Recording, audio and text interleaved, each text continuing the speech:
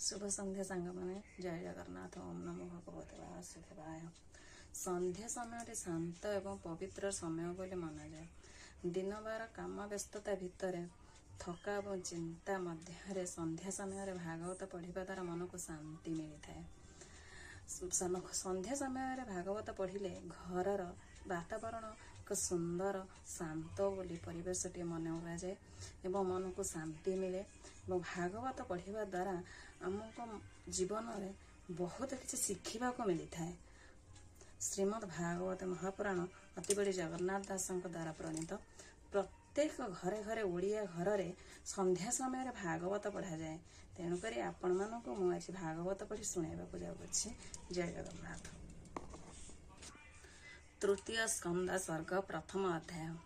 ईश्वर छारो गुण खेव जेमते ब्रह्मांड संभव। एमाने तृतीय स्कंदरे वर्णित 33 अध्याय। ता मध्ये विदुर उद्धव संवादे प्रथम प्रस्ताव।